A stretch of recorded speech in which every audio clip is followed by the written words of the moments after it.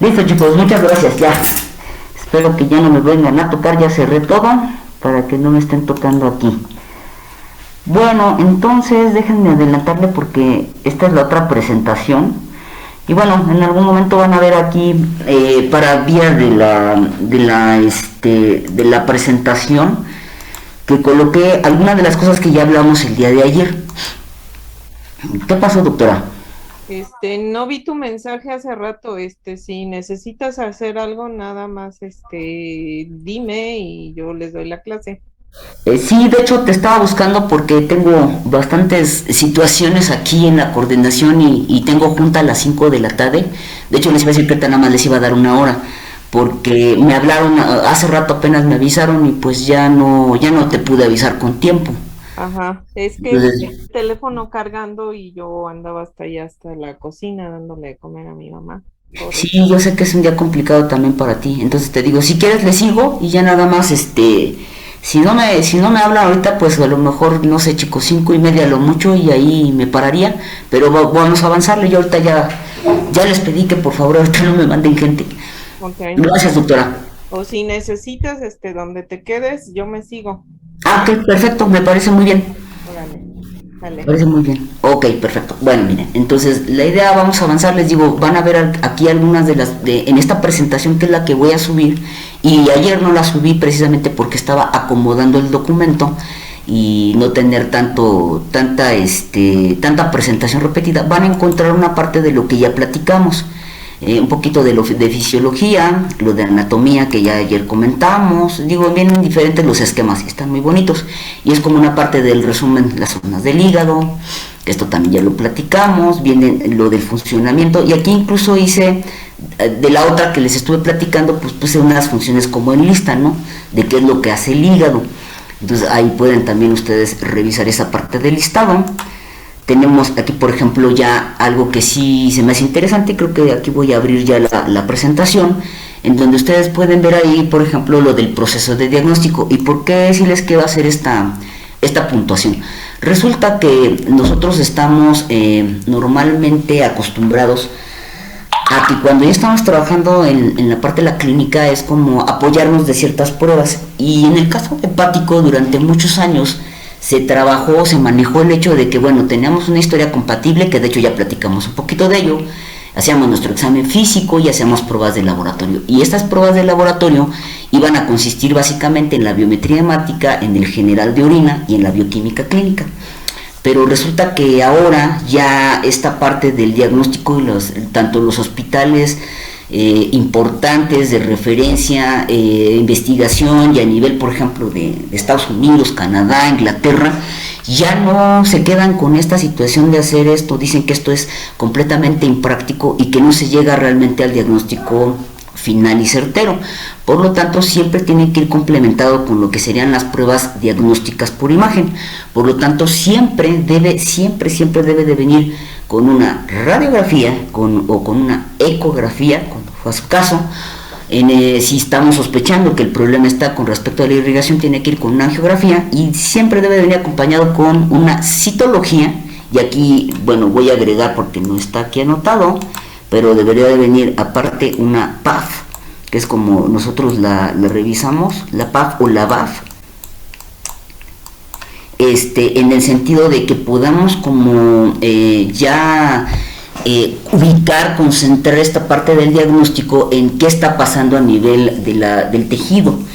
Por ahí, si se acuerdan de lo que les platicaba ayer de la parte de patología, es como revisar un poco, bueno, hay una neoplasia, hay inflamación, hay un agente infeccioso, o hay un cambio adaptativo, o un cambio ya más importante de tipo degenerativo, y eso solamente pues nos podemos apoyar ya sea con una biopsia o con una PAF.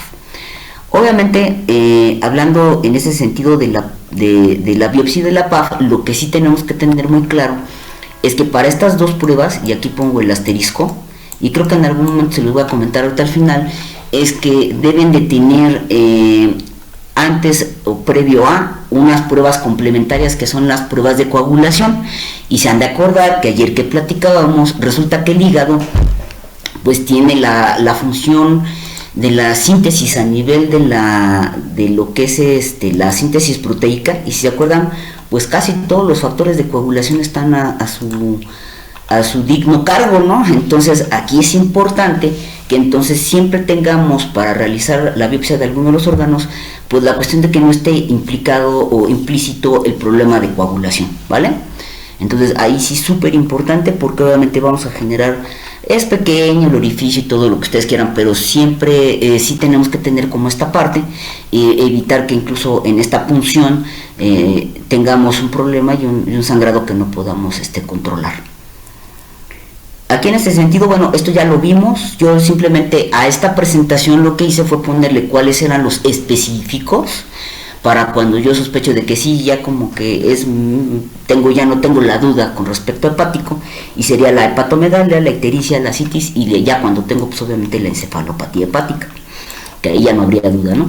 Y en el caso pues de los inespecíficos, porque todavía podría estar como en la duda, pues obviamente la tendencia hemorrágica, porque aquí el diferencial puede ser simplemente una coagulopatía o una trombopatía, pues no se diga de depresión, disminución del apetito, pérdida de peso, la anorexia, el vómito y la diarrea. Puede ser para casi muchas enfermedades infecciosas tóxicas, pues pueden caer en esta situación, ¿no? Incluso hasta el mismo cáncer. Sin embargo, a lo mejor para aunque es inespecífico, se maneja, porque aquí tendríamos que hacer diferencial. ¿Cuál sería lo importante de hacer aquí el diferencial? Que el proceso, al tener estas heces grises o alcohólicas, el checar cuál es la dieta del paciente, porque puede venir el color por dieta, puede venir por medicamentos, o puede venir por una situación con respecto al páncreas o al gastrointestinal, ¿no? En donde puede haber esta modificación con respecto al color de las heces. Entonces por eso les digo, por eso entra parte inespecífica.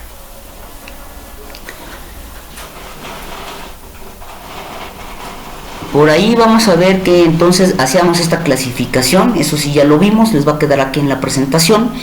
Y bueno, les decía que lo importante al final era como saber qué tipo de cambio había. Y para ello, obviamente, en esto, yo me di la tarea de hacerles este pequeño resumen, porque siempre como que por ahí se nos va, ¿no? Y entonces, una cosa dentro de las alteraciones hepáticas, y es lo que de alguna manera tenemos que definir en nuestros casos, es que existe una necrosis con derrame hepatocelular, y esto finalmente me va a llevar a la inflamación, y por lo tanto yo diagnostico una hepatitis. Obviamente esta situación en muchas ocasiones, cuando yo hago esta biopsia o realmente evidenciar pues que sí in situ está la inflamación y qué tipo está presente. Sin embargo, no se les olvide que también nos podemos apoyar de la cuestión de que ya sabemos y sospechamos que es hígado, pero tenemos nuestra situación de ver el leucograma. Entonces acuérdense por favor, y ahora vayan y revisen lo que vimos del leucograma, para ubicar, por ejemplo, inflamación localizada, ¿no? Ahora bien, en este caso, ¿qué está sucediendo? Pues bueno, vamos a tener una alteración a nivel de la permeabilidad de las membranas. Básicamente puede estar en canalículo biliar o en el hepatocito, y esto va a generar como consecuencia el derrame de las enzimas. Acuérdense que estas enzimas, y si no ahorita lo vamos a repasar, van a estar dentro del citosol del hepatocito, pueden estar revistiendo el canalículo biliar, o incluso algunas de estas enzimas vamos a ver que van a estar en los organelos, pueden estar por ejemplo allí en las mitocondrias, por ejemplo, ¿no? Entonces esto obviamente hace la inflamación, se hace hacia el líquido derrame enzimático, y obviamente pues pasa en la sangre. Y por eso es que entonces en cierto proceso, en el derrame hepatocelular y en la necrosis, pues podemos evidenciar que en sangre tengamos aumento de estas enzimas. También podemos tener obviamente situaciones en donde haya una disminución de la masa hepática funcional, y esto nos lleva a una situación de cirrosis, en donde el detalle es un daño, y este daño, ubíquelo, que es un daño estructural, finalmente, es en cuanto a la estructura, pero esto a la vez nos va a llevar con un problema de función, y entonces generalmente ya bajo esta situación de cirrosis fibrosis, el paciente va a caer en una insuficiencia hepática con pérdida del parénquima. Pero aquí el detalle es que para que ya tenga una situación de insuficiencia, obviamente debe de ir por arriba del 70% o más de pérdida del parénquima, obviamente funcional. Entonces, si ustedes revisan en varios documentos, vamos a encontrar que la reserva del hígado, la reserva funcional, les digo, puede ser hasta del 10%. Sin embargo, cuando ya empieza a ser evidente en los resultados del laboratorio es cuando ya hay pues arriba del 70-80% del daño, y esto complica a nivel, digamos, terapéutico el poder pues rescatarle ese riñón. Muchas veces pues ya hay mucha parte dañada. Lo que se puede hacer básicamente es ese poquito parénquima que le queda, pues tratar de darle ciertos cuidados, alimentación, hepatoprotectores que también ya existen en el mercado, pues cuando menos que no tenga su 100%, pero que esa parte funcional pues le sea toda compatible con la vida y con buena calidad de vida. Entonces eso hay que tenerlo en cuenta. Espérenme tantito, quiere ingresar, es Aguilar, compañero, listo. Y en este caso también podemos tener una cuestión que les decía que era la colestasis o la colangitis. Aquí ubiquen que el problema va a estar en conductos o ductos biliares, y en este caso pues puede ser una interrupción o una obstrucción parcial o total del flujo biliar, y que esto obviamente nos va a llevar casi en el 90-95% de los casos a que haya un aumento de las bilirrubinas y de los ácidos biliares, porque obviamente pues no pueden salir del sistema y empiezan a subir en sangre. Ahora bien, tenemos la otra situación en donde la alteración puede ser del flujo sanguíneo, y en ese sentido, en el flujo sanguíneo tendremos básicamente esta presión que lleva a nivel de la vena porta, y entonces aquí pues obviamente al no llegar esta parte de la irrigación e incluso de la arteria hepática, podemos tener isquemia, infarto, podemos tener la situación en donde les he platicado que es el shunts o puentes portosistémicos, que pueden ser adquiridos o sistémicos, como les comentaba, y que en ese sentido el problema va a ser la vasculatura. Ahorita lo vamos a ver un poquito más adelante. Entonces esto es interesante porque al final lleva a una situación de un daño ultraestructural, metabólico, y que puede incluso ser con o sin necrosis. Aquí el detalle en esta situación importante es que también me voy a regresar acá, que cuando tengo esta situación de necrosis, pues voy a tener un daño estructural, pero también acuérdense que a la pérdida del parénquima, pues puedo ir perdiendo la situación de mi funcionamiento a nivel metabólico, ¿vale? Porque esto obviamente pues va a ser mucho más grave cuando ya el paciente pues tenga insuficiencia. Puede haber daño y seguir funcionando el hígado.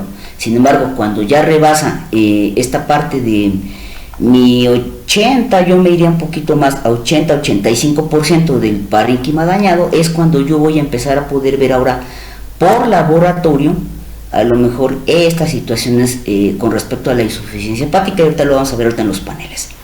Hasta aquí hago una pausa, no sé si tengan alguna duda, muchachos.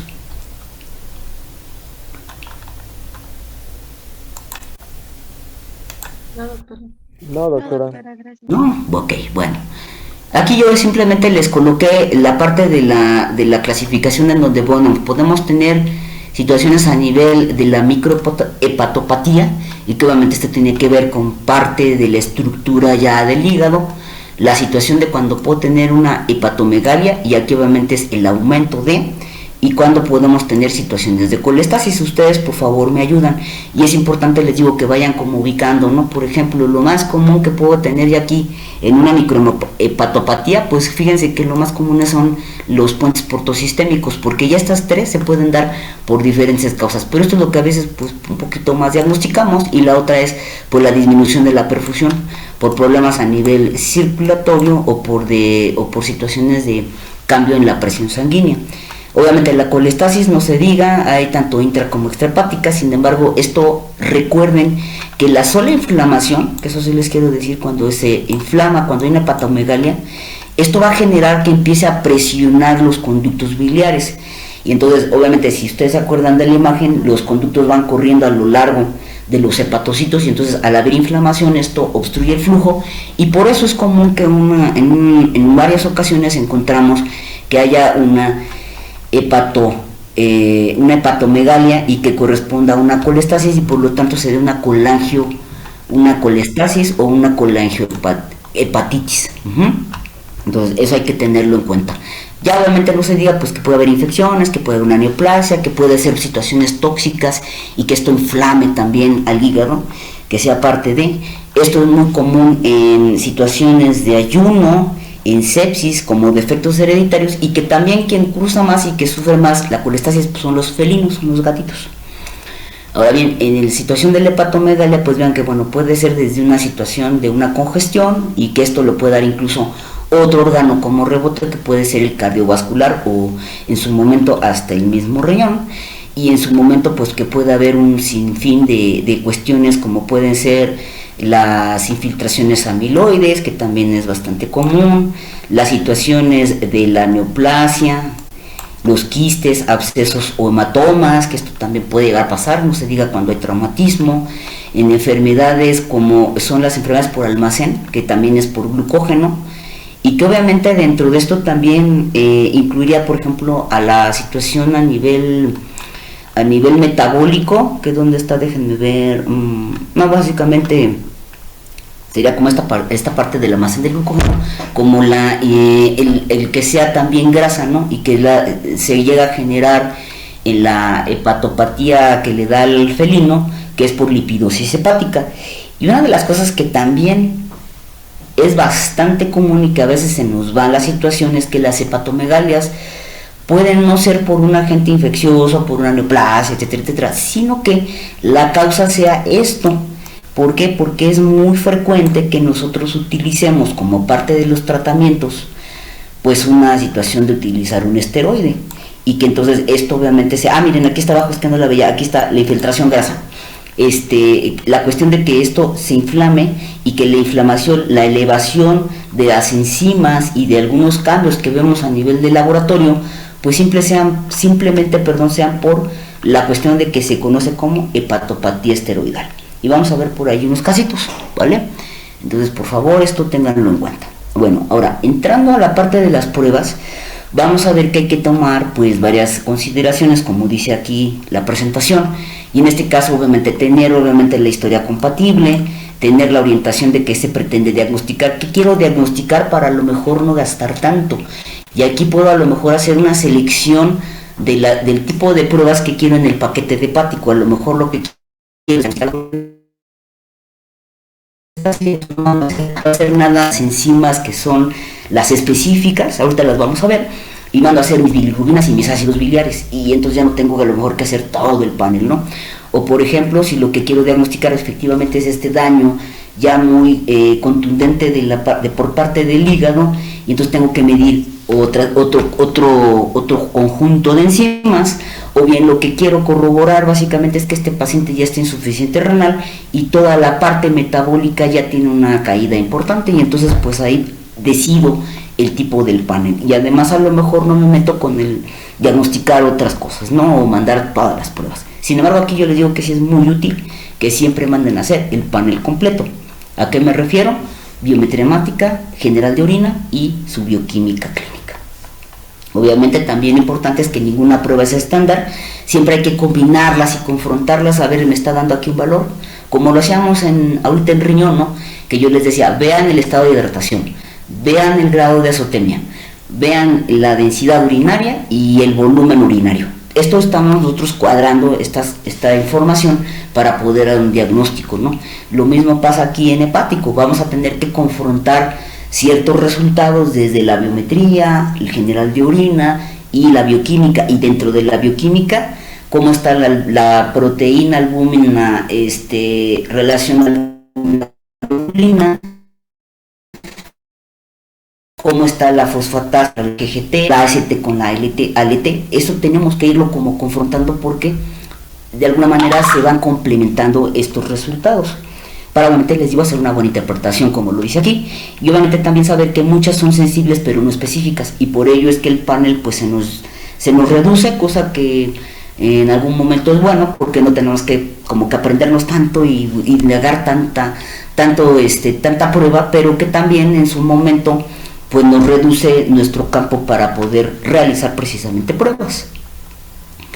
Ok, en este caso, bueno, la idea de estas pruebas, por lo tanto, va a ser, como les acabo de mencionar ahorita, sería caracterizar básicamente la disfunción, identificar cuál es la disfunción hepática, saber obviamente si y tratar de identificar desde una causa primaria o si es secundaria, y esto se puede abordar de manera diferente, diferenciar las posibles causas de ictericia. Acuérdense de la clasificación de ictericia, evaluar, y esto es muy importante antes de entrar a una cirugía, cómo está este hígado, para ver si puede metabolizar todo lo que conlleva el prequirúrgico y el postquirúrgico y durante la anestesia, porque el anestésico finalmente también se va a metabolizar, y se metaboliza por hígado la mayoría y se excreta por riñón. Entonces eso es importante y a veces no lo evaluamos y luego hay sorpresas. Identificar obviamente, por ejemplo, anemias de origen desconocido, y acuérdense de lo que les platicaba del almacenamiento. El hígado va a ayudarnos tanto a la situación del almacenamiento del hierro como al transporte del mismo en los tejidos, y que también a su vez pues aporta esta parte de dar la proteína, el carbohidrato, el lípido para la formación de las células, y más allá todavía nos da la situación de proveer con la cuestión de los factores de coagulación, los factores de coagulación, y que con ello a lo mejor si ya hay una situación ahí de una hemorragia interna y no se ha dado cuenta, pues a lo mejor esa hemorragia se vuelve crónica y por lo tanto caemos en situaciones de anemia que no podemos a veces ubicar, o bien que sea un trastorno ya por nutricional importante, o que al final tengamos pues problemas a nivel del hierro, y que no sea por el aporte del hierro, sino que sea problema del hígado o incluso su almacenamiento. Es un valor pronóstico porque obviamente, como les decía, pues ya cuando el hígado está fallando y ya el fallo es completamente definido y lo dice el laboratorio, pues eso es un mal pronóstico, ya se convierte en grave vital. Y también obviamente pues controlar respuestas al tratamiento, y que también tenemos que ir como teniendo esta situación de apoyo. Por ejemplo, cuando damos terapias prolongadas de corticosteroides, como ya les comentaba, pues va a inflamar el hígado. Entonces a lo mejor no es que no le dé el tratamiento, sino que a lo mejor voy evaluando qué tanto en ese momento entra en una hepatopatía esteroidal. A lo mejor busco otro recurso, o le doy un descansito, o le doy un protector, y con ello pueda yo subsanar mejor el proceso. O bien en su momento cuando tenemos que dar ciertos antimitóticos, antimitóticos, los antimicóticos también, porque son muy agresivos, los desparasitantes, y hay que tener cuidado para obviamente pues no afectar al hígado. Entonces, bueno, por ahí que les doy como una forma de ubicar las pruebas. Creo que sería interesante dividirla como en 4 clases. Vamos a hablar de lo que serían las pruebas generales, las pruebas de función hepática, y fíjense que las divido en pruebas de metabolismo, en las de marcadores hepáticos, de daño hepático, eso es importante, y aquí están las pruebas estructurales, que si le quieren poner aquí adelante son las enzimas, y vamos a ver unas que son pruebas de transporte y tolerancia, que son básicamente también conocidas como índice de pronóstico. En esta de transporte aquí entra la bilirrubina, entra el ácido biliar, y entra por ejemplo tolerancia al amoníaco, que ahorita de hecho las vamos a ver. Entonces yo me di la tarea de hacerles esta pequeña diagrama en donde ubiquen las pruebas, y esto es pregunta de examen, de una vez se los digo para que por favor cuando menos se vayan aprendiéndose cuáles son las pruebas, ¿no? Entonces fíjense, para la parte de la prueba de funcionamiento estamos en las metabólicas. Entonces serían las proteínas totales, la albúmina, la relación albúmina-globulina, los carbohidratos los vamos a digamos evaluar en el panel vía la glucosa, la medición de la glucosa. En el caso de los lípidos se va a evaluar vía la evaluación del colesterol y el triglicérido, y para lo que sería el nitrógeno no proteico vía urea y amoníaco. Entonces esto que está aquí, que les estoy digamos subrayando, es lo que ustedes van a ver en su panel. Va a venir así: proteínas totales, albúmina, globulina, glucosa, colesterol, triglicérido, urea y amoníaco. El amoníaco hago ahí un pequeño pausa, que no viene en los digamos paneles comunes. Hay cada laboratorio tiene como su forma de desplegarle su carta de lo que se ofrece como parte del servicio. Entonces en estos catálogos ustedes van a poder ubicar que incluso dicen, por ejemplo, hepático 1, hepático 2, ¿no? Hepático especial o hepático completo. Y entonces ahí donde uno va revisando en esa parte de lo que incluye la prueba, es lo que ustedes tienen que revisar. Bueno, viene todo que viene incluso incluidas esta parte que ahorita les vamos a ver que son las enzimas, o incluso se vaya a la parte de ya incluir el amoníaco, y el amoníaco de hecho casi siempre se pide como prueba aparte, como especial, ¿no? Ahorita vamos a platicar un poquito de ella. Ahora bien, si yo me voy también a esta situación de prueba fíjense que también es de funcionamiento. Una cosa es la metabólica y otra cosa es la del flujo, la del transporte. Y dentro del transporte les digo está el flujo biliar, y entonces ahí va a entrar las bilirrubinas y los ácidos biliares. Esta BSF que era bromolsultaleína ya no se utiliza porque es hepatotóxica. Pues, a veces al querer saber si esto es un color, se trataba de revisar cuánto se estaba aclarando por la vía, en este caso sangre, a nivel sanguíneo, pero obviamente pues no estaba padre porque tenía que metabolizarla, y si ya está dañado el hígado pues no era una buena prueba al final, entonces esta ya está en desuso. Y en este caso, bueno, si ustedes ubican ahora en amarillo, el otro grueso de las pruebas va a ser las pruebas estructurales, ahí es donde entran las enzimas, y yo les voy a dar ahorita un listado, viene bastante más amplio. Sin embargo, las que nos van a ser funcionales para todas las especies van a ser tanto ALT como ST. Y esto es para las de escape, así se les considera de escape. ¿Por qué? Porque tiene que haber una situación importante. El hepatocito se tiene que dañar o tiene que abrir demasiado su permeabilidad de la membrana, o destruirse, en este caso generar necrosis. Por lo tanto, estas son comunes a nivel de lo que es la inflamación y la necrosis precisamente de mi hepatocito, por eso son de escape. Y en el caso de la FAS y de la GGT, les llaman de inducción. Estas obviamente también tienen que ver con la permeabilidad de la membrana, pero básicamente se manejan de inducción porque en este caso ciertos compuestos y la misma inflamación es la que va a inducir que se aumenten. Y aquí en este caso estas van a evaluar, de una vez por favor por allá anótenlo, evalúan a lo que sería el árbol biliar. Entonces por un lado tenemos cómo evaluamos al hepatocito y acá al árbol biliar. Y ya como pruebas complementarias pues estaría la imagenología, la PAF y la biopsia. Entonces vean las pruebas, les digo, sí son varias, sin embargo creo que no hay mucho problema porque las podemos empaquetar de una manera bastante sencilla. No sé si tengan alguna duda con esto, chicos. A ver, revísenlas. Doctora, ¿puede repetir por favor lo de ALT y AST de la inflamación de los hepatocitos? Mencionó otra cosa, pero no escuché. Sí, es correcto. Aquí estas se van a dar la elevación por escape, y la elevación puede ser ya sea por inflamación y en este caso por daño al hepatocito, es decir, que esté necrosado, que se vayan perdiendo los hepatocitos por necrosis. Así es. Y ya la otra, esta les digo que evalúa al árbol biliar, y también obviamente pues tiene que estar inflamado. Generalmente es de inducción porque al momento de la inflamación esto lo que va generando es inducción a estas dos. Que también hay medicamentos que lo hacen, pero esto lo vamos a ver. Hablaba simplemente de lo que sucede a nivel de hígado como daño, ¿no? Ok, ¿alguna otra duda, chicos? ¿No? Bueno, entonces esto ya lo vimos, sin embargo le vamos a dar un repasito rápido. Y aquí en este sentido lo que tienen ustedes que checar es, bueno, desde la biometría hemática, ¿qué es lo que puedo yo revisar? Que la mayoría de estas enfermedades hepáticas van a cursar con una anemia leve a moderada.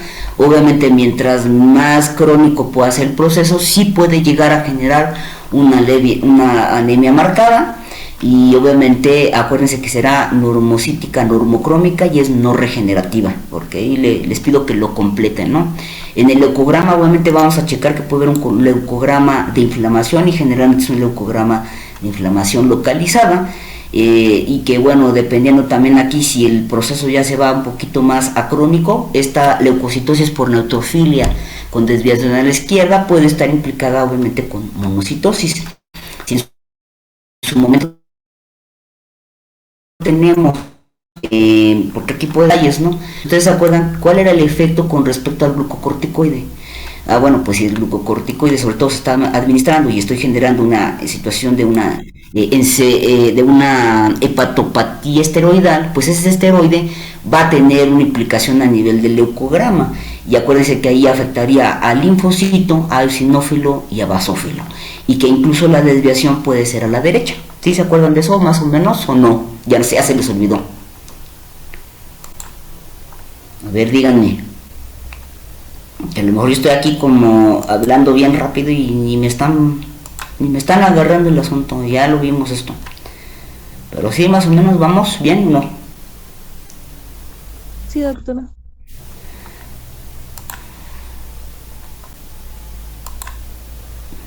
Ok, entonces obviamente también tendrá una repercusión con respecto a la baja y que puede generarse trombocitopenia moderada, o pueden estar simplemente alteradas en su momento. Puede haber cierta, en los inicios, sobre todo en la inflamación, puede incluso haber trombocitosis si lo anotan, pero bueno, generalmente ya cuando se instaura, por ejemplo, la enfermedad de insuficiencia renal, insuficiencia hepática, va a ser trombocitopenia. Y obviamente no se diga que las pruebas, en este caso de coagulación, pues van a salir alteradas.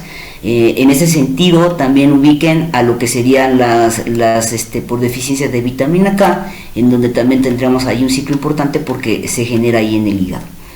Ahora bien, a partir de lo que sería el examen general de orina, si nosotros estamos ante por ejemplo, un cuadro de colestasis, pues va a ser importante el que a lo mejor tengamos ictericia. Esta situación de la ictericia sea por bilirrubina conjugada, porque esa va a ser la diferencia con la que ya vimos, y por lo tanto esta bilirrubina conjugada, acuérdense que es hidrosoluble, por lo tanto va a poder pasar a riñón y entonces genera una bilirrubinuria. Eso sería situación a considerar.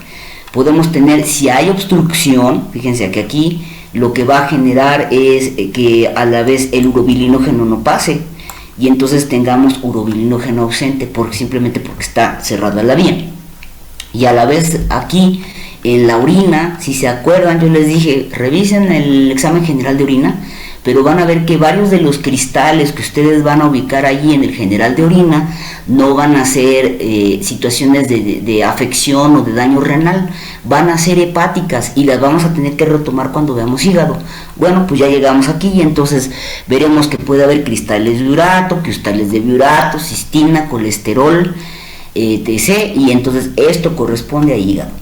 También podemos tener problemas con respecto a la densidad. Generalmente podemos tener animales que tengan poliapolidipsia, también por el mismo cuadro hepático, y entonces generar que esta densidad urinaria sea en isostenuria, esté isostenúrico el paciente o esté hipostenúrico.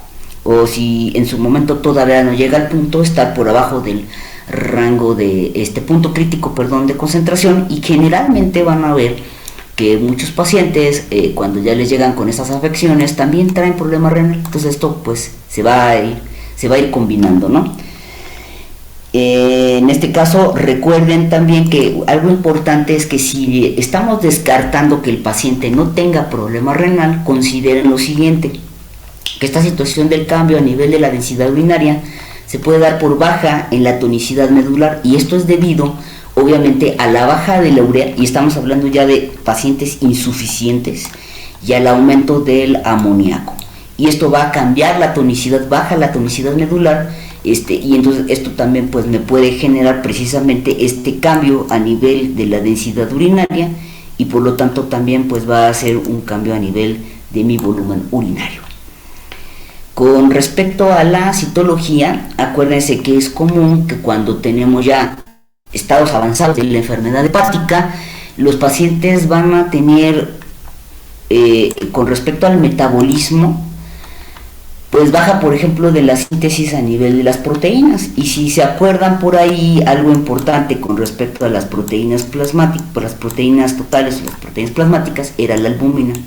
¿Qué sucede si yo voy perdiendo albúmina hasta que llega un punto que esta baja de albúmina sea tan importante que entonces lo que genere es baja de la presión oncótica, y esto obviamente va a generar problema a nivel vascular, y por lo tanto suceden dos cosas: se va a generar el famoso trasudado, y acuérdense que el trasudado va a ser puro, esa es una característica importante, y que además va a generar hipertensión, y obviamente agrava el cuadro todavía, ¿vale? Entonces estos pacientes es común que por eso en estadios, les digo, ya más avanzados, generen ascitis, y por lo tanto las alteraciones importantes a nivel de la proteína van a cruzar con hipoproteinemia, con hipoalbuminemia, y ya les digo, en ciertos valores esto va a bajar tanto que va a generar la salida a terceros espacios del agua, y por lo tanto la famosa ascitis o hidro, se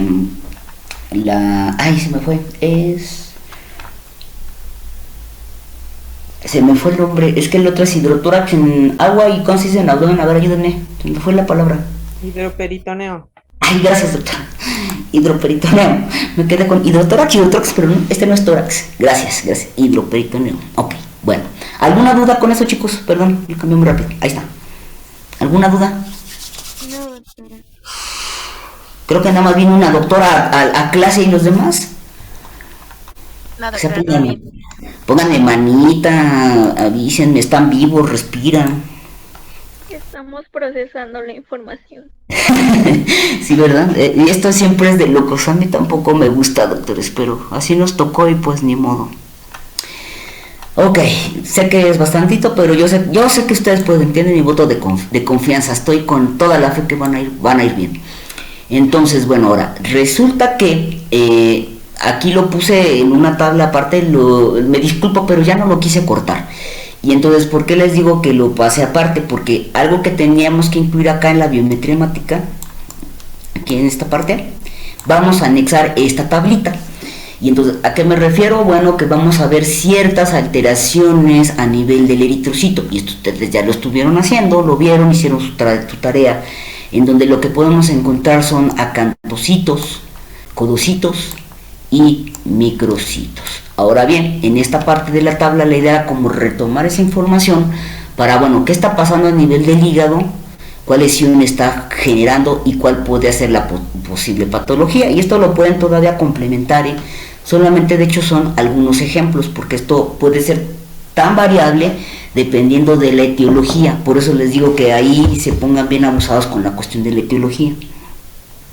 Entonces fíjense, por ejemplo, el acantocito, e incluso agregaría hasta el esquistocito, que podríamos agregarlo en situaciones, por ejemplo, del hemangioma, o bien en situaciones donde hay un defecto de los lípidos. Aquellos pacientes que ustedes ubiquen que tienen problemas con el colesterol y con los triglicéridos, y esto incluso acuérdense que puede ser por dietas ricas en grasa y que todo el tiempo tienen ahí su grasa flotando en la sangre, pues van a generar estos, porque acuérdense que es un daño a nivel de la membrana, ¿sí? del eritrocito. Y entonces aquí por eso les digo, la situación, por ejemplo, para la cuestión del generar esas lesiones a nivel de la membrana, pueden ser por daño mecánico, en donde hablábamos de trauma vascular, y por eso se asocia a mangiosarcoma, a situaciones de neoplasias, a situaciones de trombos, y ahí puede generar una parte. Pero la otra puede ser por alteración precisamente en la composición de la membrana de los lípidos, en donde el defecto metabólico me lleve a la alteración, o que esté presente y esté generando como tal el acantocito. Espero que por favor revisen cómo se ven los acantocitos, porque eso ya lo quité aquí de la presentación, pero que lo retomen. Entonces es bastante común que ustedes les manejen esto, y también los codocitos. Generalmente va a generarse cuando hay baja de la masa funcional, por lo tanto aquí lo que tendríamos ya no es una hepatomegalia, sería una atrofia con respecto al hígado, sería un hígado pequeño, y entonces aquí el problema es nuevamente alteración a nivel de la composición de la membrana de los lípidos, pero esto ya se genera en las últimas fases. Por lo tanto aquí muchas veces cuando ya tenemos situaciones de codocito podemos pensar en que ya va en vía o está en situaciones de insuficiencia hepática. Y en el caso de los microcitos, pues es obviamente lo mismo, ¿no? Un poquito va bajando la masa funcional, ya es más crónico el proceso, y normalmente vamos a tener ya en este momento problemas con respecto con el almacenamiento y la situación de la producción de la transferrina, en donde ya hay un problema con respecto a pues esta parte de aportar a la formación de los eritrocitos, y entonces ya tenemos una eritropoiesis, en este caso lo que aporta el hígado afectado, y entonces pues eso se da como resultado que se hagan chiquitos y que por lo tanto tengamos ya una anemia microcítica hipocrómica incluso, ¿no? Cuando se da obviamente que la afección sea a este nivel. Yo la verdad ahorita que estoy tratando de revisar dentro de todos los casos, ahorita voy a revisar muchos más para escoger uno bien bonito para el examen, que será ya la última semana, dentro de 15 días, más o menos, bueno, no, un poquito más de 15, de 15 días, pues resulta que he revisado varios y fíjense que no encuentro, a pesar de que están ya muy afectados ciertos de los valores y muy alteradas las pruebas, pues no llegan a veces a esta parte de microcítica. Hipocrómica he visto muy poquitos casos, pero bueno, es importante considerarlo. Y ahora sí, ¿qué agregué aquí en esta parte? Pues lo que les decía de lo que tendríamos que revisar en el sedimento, y simplemente se los puse aquí otra vez como repaso, ¿no? Para que ya tengan ahí la información, pero esto ya lo vimos. Por lo tanto, les pido que revisen su examen general de orina y que vuelvan a revisar obviamente lo que corresponde a ácido úrico, que es el que tendremos ahí como problema, al oxalato de calcio, y no solamente por la cuestión de la intoxicación por el etilenglicol, ¿no? Sino que también de alguna manera esto obviamente también se procesa en el hígado. Entonces, por lo tanto, es importante tenerlo ahí importante, y obviamente el exceso del calcio. Tenemos aquí leucina, y vean que hay enfermedad hepática severa, aunque en algunas bibliografías manejan que todavía no está totalmente definido. Situaciones, por ejemplo, de la tirosina, donde si ustedes se ubican hepática C, no es muy común en gato y perro, pero bueno, si se lo encuentran, piensen en que hay defectos o problema a nivel hepático, porque ya aquí básicamente estamos hablando de situaciones de síntesis de aminoácidos. Cistina, igual, nuevamente, desórdenes hepáticos, así lo vamos a trabajar cuando menos ahorita, aunque no sea muy común. Y también está que parecen como pedacitos de vidrio roto, pero no, es colesterol.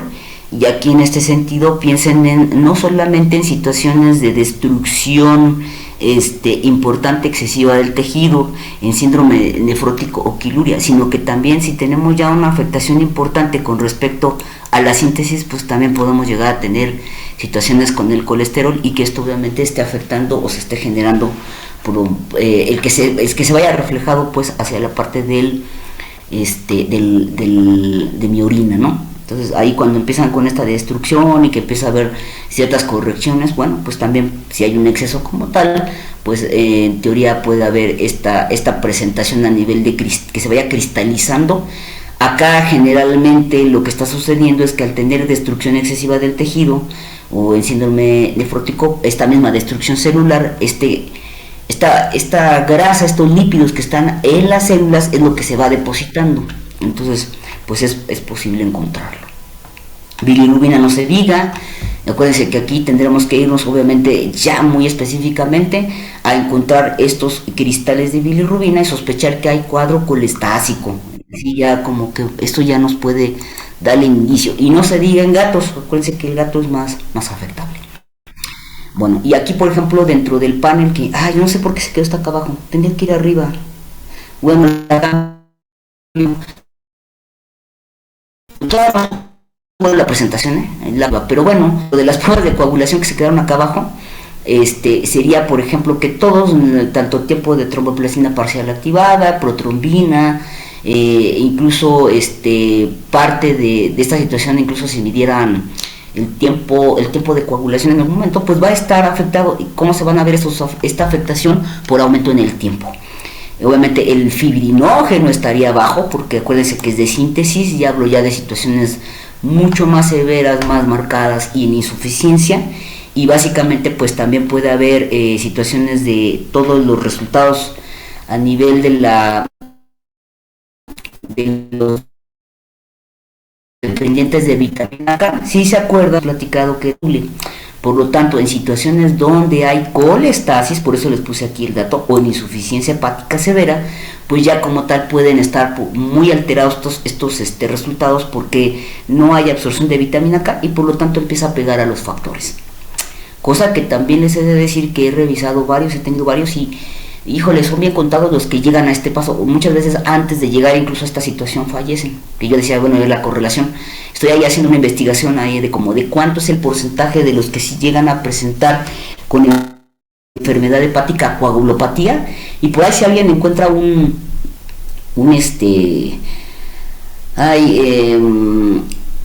pues un escrito, sobre todo tendría que ser a nivel de no del libro, sino de investigación como tal, un artículo, pues ahí se los super agradecería, porque yo ahí estoy ahorita investigando esa parte. O si tienen ustedes algún paciente así, pues estaría padrísimo si nos lo pudieran compartir como caso, con los resultados obviamente. Entonces bueno, no sé si hasta aquí tienen alguna duda, hago una pausita.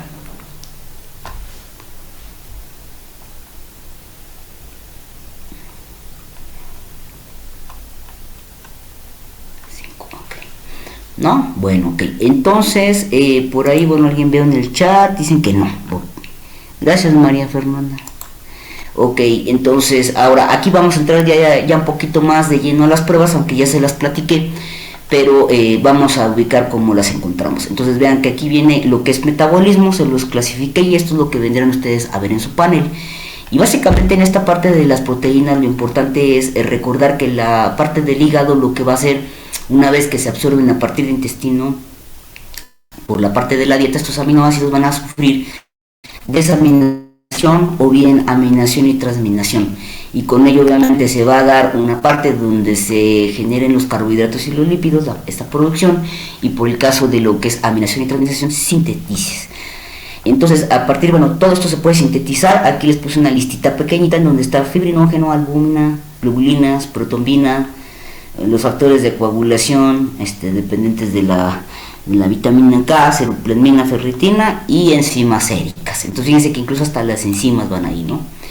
Y entonces, ¿qué es lo que vamos a tener como prueba de laboratorio? ¿Cómo la interpretamos? Básicamente nos vamos a ir, no a todas, o sea, yo sé que aquí me va a regresar, está una lista muy grande, pero el panel no va a traer todo esto, a menos que yo mande a hacer cierta parte de especificación, como mandar medir, no sé, ferritina o protrombina, pero eso lo tendría que hacer como no en el panel de la bioquímica de hepáticos, a lo que voy. Entonces, en lo que sí viene de la parte de hepáticos sería proteínas totales, albúmina y globulina.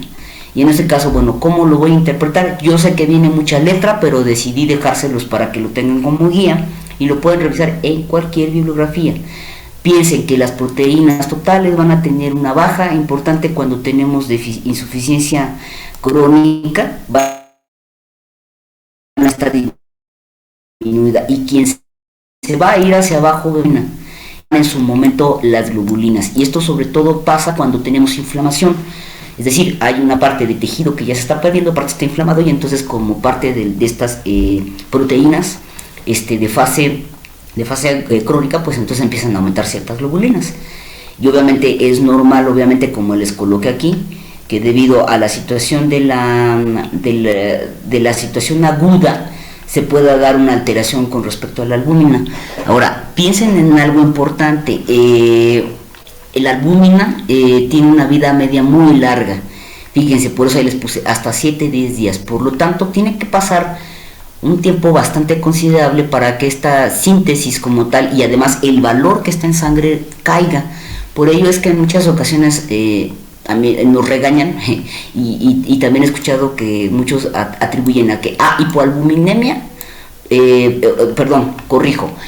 hipoproteinemia por hipoalbuminemia, baja de la proteína total con baja de la albúmina por fallas en el aporte de la proteína. Y dicen, espérame, o sea, ¿cuánto tiempo llevas sin comer? Es decir, ahora me voy a la historia clínica, anorexia, lleva 2 días, espérame, o sea, por 2 días no puedes darle tú como que la causa, y que muchos hacen eso. Les digo, eviten esa situación, hay que analizar muy bien el caso para saber que entonces qué está afectando realmente a la baja, y muchas veces si nos vamos puede ser que la causa sea pérdida, y que la pérdida sea gastrointestinal, que sea renal y que no lo hayamos detectado, que tenga un exudado y no se haya detectado, que tenga una inflamación ya crónica de mucho tiempo, y que además el hígado ya esté afectado por otra causa, una etiología, y entonces eso esté dando, pero no que por 2-3 días que lleva de anorexia, pues lo lleven a que es por fallas en el aporte, ¿no? Y porque eso tiende mucho a ponerlo en los laboratorios.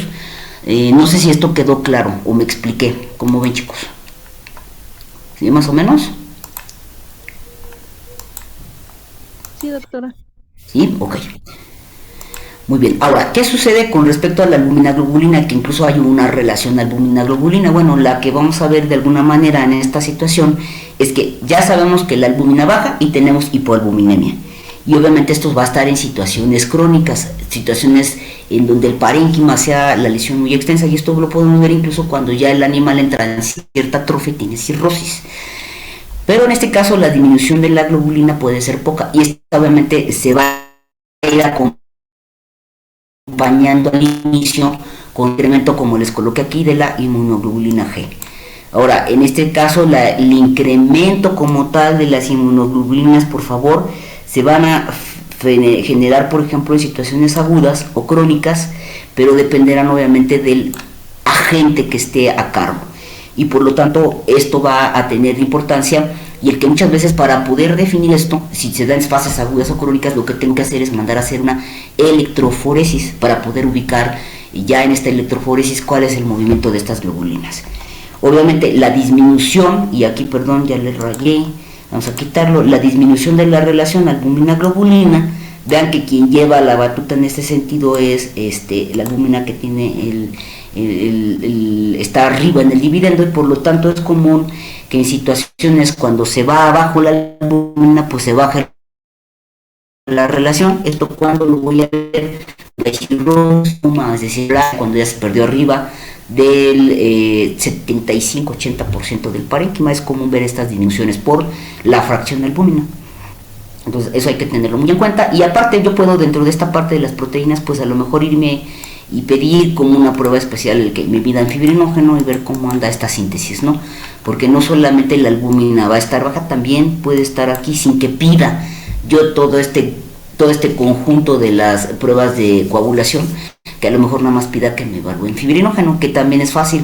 Acuérdense que hay una parte que puedo medir este fibrinógeno no por kit, sino como vimos nosotros en la parte del hematocrito. No sé si se acuerdan que platicamos que en el hematocrito mandamos se procesan, dos hematocritos, y uno de ellos se pone a baño María, se centrifuga, y la diferencia entre el primero y el segundo, con una cuenta, pues me hacen el fibrinógeno, y por favor por ahí repásenlo, porque esto incluso hasta lo pueden hacer en las clínicas, está bien fácil. El chiste es tener obviamente la centrífuga, tener un baño María que tampoco es demasiado ostentoso, y tener una manera de calentar el agua a que esté a 57 grados, si no mal recuerdo, y tenerlo durante 3 minutos. El tubito ya lo sacan, ya precipitó, y hacen su medición en el refractómetro de Goldberg. Entonces eso realmente no es muy complicado, ni tampoco es muy caro, y casi ya por equipo las clínicas o los consultorios pues tienen cuando menos su centrífuga y tienen su refractómetro, que eso sí es algo que sí deben de tener. Entonces, sintetiza, la delante va a ser la albúmina entre un 35 y 50, y después por eso va la globulina y luego el fibrinógeno. Por lo tanto, aquí hay que acordarse de esto, porque esto es lo que nos lleva ahora a poder trasladar esto a la parte de la patología, ¿no? Pues si yo estoy perdiendo albúmina, pues pierdo presión oncótica en el plasma. Si yo tengo baja de la albúmina, se baja la cuestión del transporte a nivel de las sustancias, y también voy a perder una situación importante amortiguadora de pH, y esto ya lo vimos. Pero también a su vez, al tener esta baja de la albúmina, puedo tener desregulación a nivel enzimática, y ya como tal, como síntesis hepática, bueno, en la pérdida de la globulina, pues obviamente inmunidad humoral. Y aquí solamente faltaría agregar en el caso del fibrinógeno, que tendría la regulación a nivel de la última fase de la coagulación. Por ahí anótenlo, pero tengan en cuenta esto, ¿no? Que esto ya sería en situaciones bastante más crónicas.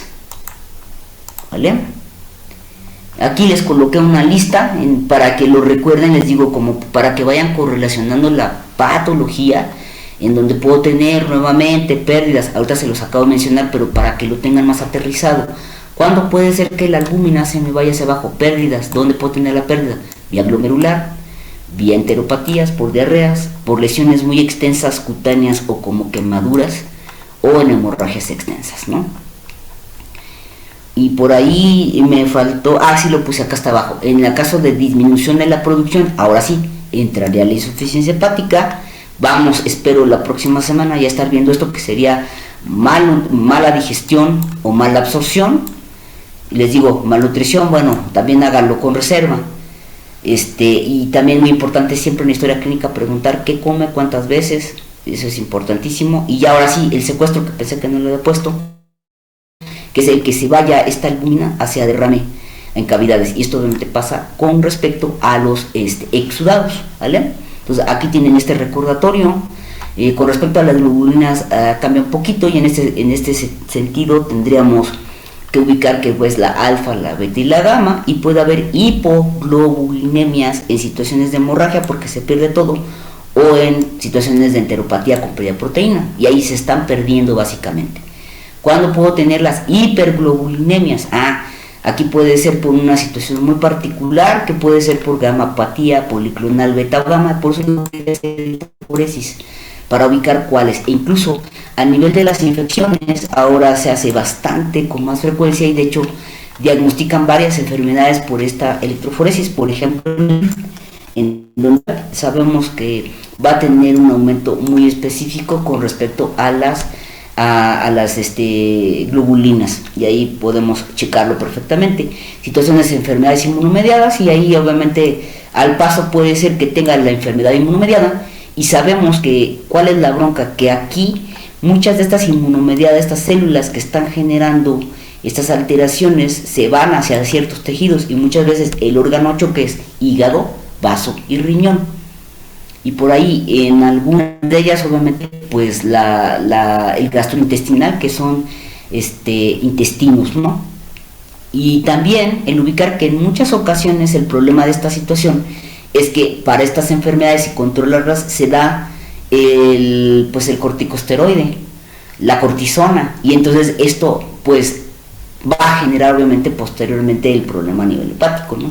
Pero bueno, ahí es importante diagnosticarlo, y entonces dentro de estas acuérdense que está lupus, artritis, anemia hemolítica, trombocitopenia inmunomediada, neoplasias como puede ser linfosarcoma, y aquí agreguen obviamente las enteropatías, ¿no? Porque también estas enteropatías que son por infiltración de las células y que son linfocitos y plasmáticas, se les llega a conocer como enteropatías por infiltración hasta los histiocitos, también está olvidando plasmocítica, ¿no? Entonces es importante que esto lo tengamos en cuenta. Por aquí creo que en algún momento no lo puse. Y bueno, aquí puede ser monoclonal y puede ser simplemente una línea, y también se puede generar a nivel de ciertas neoplasias que lo hemos platicado, mieloma múltiple, porque de hecho aquí son directamente, acuérdense que en mieloma la célula es la plasmática y esta produce anticuerpos. Las macroglobulinemias, que son bastante raras, y el linfosarcoma son linfocitos, y hay tanto B como T. Habría que ver que la línea obviamente sea de la B. Y la peritonitis infecciosa felina, que bueno, esta es un poquito más rara, pero sí también puede llegar a generar cierto aumento de los anticuerpos. Y bueno, si ustedes se acuerdan, hacen el cuernito, y con eso se pueden aprender cómo van las bandas en la electroforesis. Entonces la más alta, la más amplia debe ser albúmina, que es nuestro dedo índice. Luego ya se fijan, va alfa 1, alfa 2, beta y gamma, y deben de tener estas como curvaturas o estas inclinaciones, ¿no? Y obviamente dependiendo de la alteración, pues entonces ya podemos empezar a ver los picos. Por eso es importante ubicar cuál sería la alteración con respecto a mi proteína. ¿Bien? Aquí les puse relación albumina-globulina, porque en realidad eso es lo que van a ver ustedes en el panel. Bueno, cuando se va a ver afectada, aumentada en hemoconcentración. ¿Por qué? Porque sube la albúmina. Acuérdense que ahí tenemos un efecto de concentración de los analitos, y entonces vamos a tener hiperproteinemia por hiperalbuminemia. Eso sería lo correcto, y es por hemoconcentración. Cuando vamos a tener la baja de la relación albumina-globulina, generalmente váyanse a situaciones de inflamación.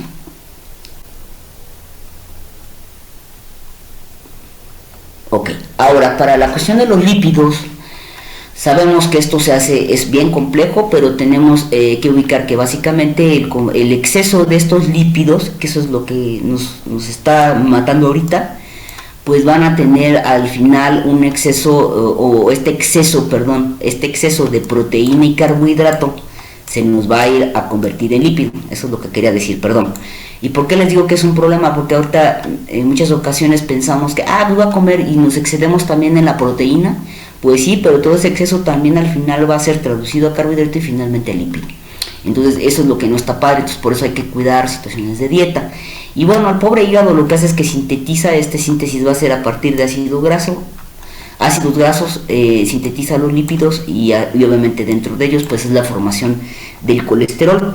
Hace una situación que genera que es un kilomicrón, estos viajan a nivel también de la sangre y acuérdense que estos incluso pues son capturados y van vía linfática. A su vez hace una parte de la resíntesis en donde esta parte cuando se recupera o se requiere hace una situación de hidrólisis a nivel de la lipasa lipoproteica para esta resíntesis y aquí lo que se va a resintetizar van a ser los triglicéridos y obviamente para ello formar síntesis de fosfolípidos. Acuérdense que esto básicamente va para membranas de células. Y en este caso pues obviamente los ácidos grasos que finalmente tienen una energía y que cuando de alguna manera tenemos oxidación a nivel del ácido graso pues vamos a obtenerla como tal, lo cual no es la vía más adecuada porque nos produce lo siguiente: si el hígado tuviéramos la cuestión de que había oxidación al ácido graso y formara por esta vía agua y CO2 estaría padrísimo y ya incluso pues no tendríamos problema, pero esta es limitada. Generalmente la vía que utiliza es la metabolización como tal, no la oxidación del ácido graso, y aquí el problema es que esta situación forma dos cadenas de átomos, que en este caso son los famosos cuerpos cetónicos. Tienen dos átomos de carbono, y entonces dentro de estos cuerpos cetónicos, ya lo hemos platicado, va a generar el ácido acetoacético y el beta hidrobutírico. Y en ese sentido por una descarboxilación produce la acetona y el problema es que es el hidroxibetabutírico, que es el que nos interesa, es el que se mide incluso o se debería de poder medir a nivel de la orina, pues eso no lo identifica la tira reactiva, pero el problema es que sí tenemos un problema ahí de desbalance a nivel de estos ácidos grasos y obviamente pues esto no está padre porque finalmente nos está indicando que hay una pérdida importante a nivel de las grasas y que esto obviamente nos va a llevar después a la pérdida de tejido muscular. Entonces esto hay que tenerlo muy en cuenta. Y entonces bueno, si nosotros nos ubicamos a situaciones de lo que es el colesterol, tenemos que saber que el aporte hay una parte por dieta porque tiene que venir por parte de las carbohidratos. Finalmente hay una parte de síntesis, una síntesis a nivel extrahepático, y que esto al final me va a ayudar para que una secreción para la producción y la formación del ácido biliar y por lo tanto de las hormonas esteroideas. Si nosotros no tenemos este metabolismo del colesterol adecuado, donde va a terminar finalmente fallando es porque no tengamos la formación del ácido biliar, nos va a afectar y también en la situación de las hormonas esteroideas. Y obviamente, ¿qué hace el hígado? Pues almacena el colesterol. Si nosotros no tenemos un hígado funcional y bien, pues no vamos a tener almacén como tal del colesterol.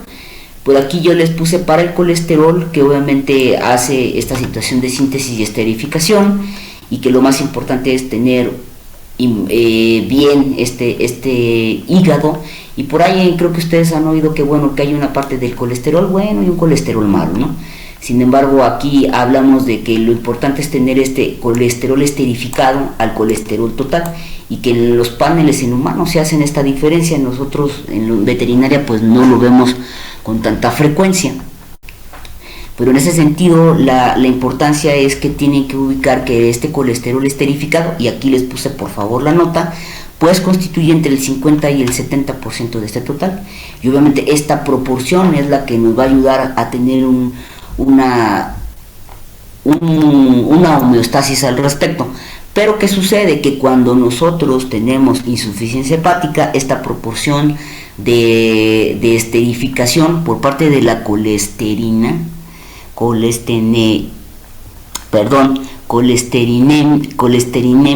va a generar una cuestión importante al no esterificarse, y entonces va a decrecer progresivamente hasta que finalmente y entonces entremos en una baja del colesterol. Entonces, que quería decir el nombre de qué es lo que proporciona a nivel de conforme va avanzando la enfermedad hepática, va decayendo esta esterificación y entonces se genera una colesterinemia. Sin embargo, yo realmente lo voy a volver a repasar, pero lo saqué de un libro, pero no he encontrado que como tal así lo reporten en veterinaria.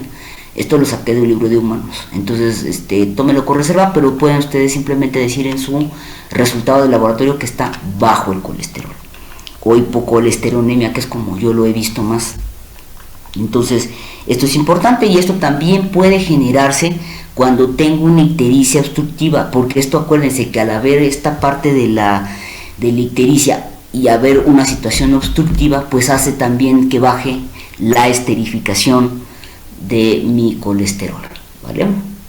Y aquí en la interpretación yo les coloqué básicamente qué sucede cuando tengo el aumento del colesterol, es decir, que tengo hipercolesterolemia, que ese es el que yo les digo que eso sí es común que lo estén reportando, y qué pasa cuando tengo yo una hipocolesterolemia. Entonces, si se fijan, ahí es bastante amplia el